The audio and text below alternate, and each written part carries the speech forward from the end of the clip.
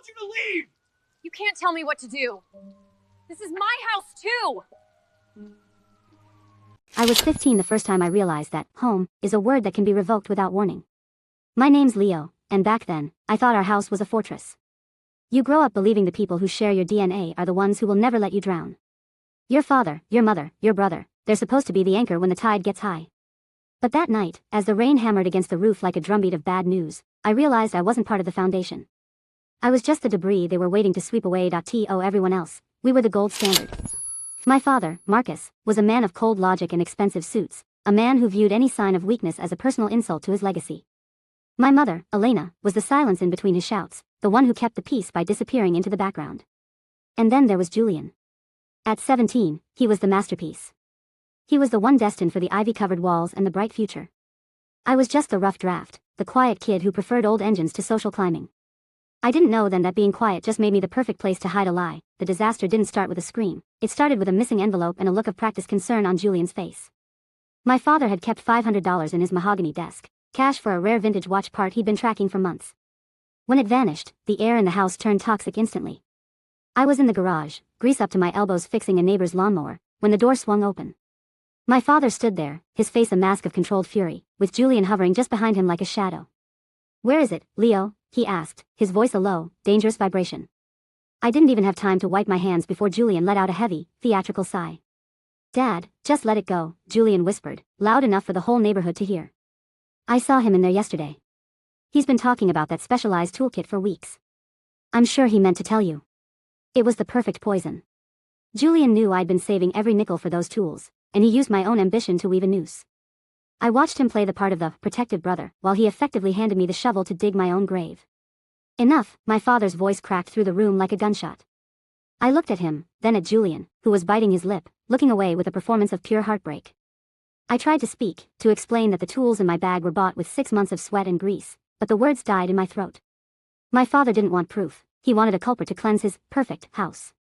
He grabbed my jacket from the chair and threw it at my chest. "If you're going to be a thief, you can do it somewhere else," he snarled. "Get out."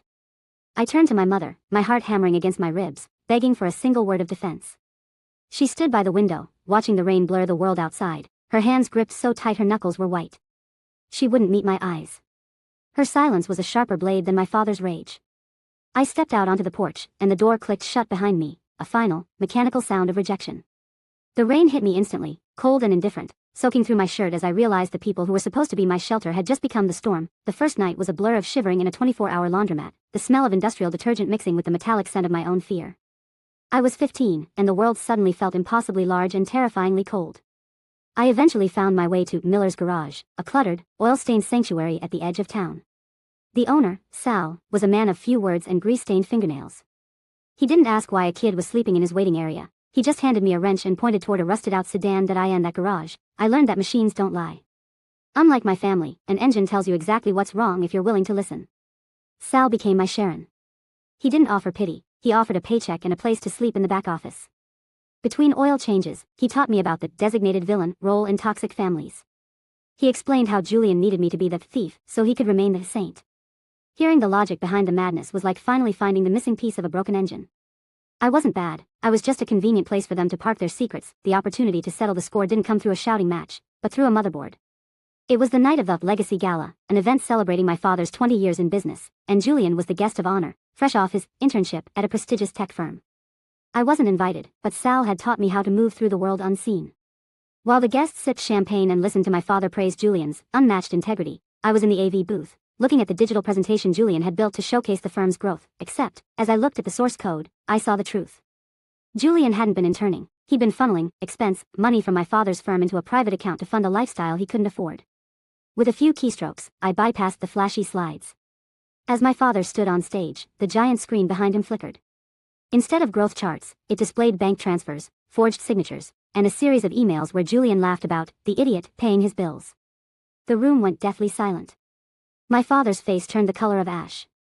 I stepped out from the shadows, not as a thief, but as the only one in the room who wasn't lying. The aftermath wasn't an explosion. It was a slow, agonizing leak. My father reached out a week later, his voice stripped of its usual thunder.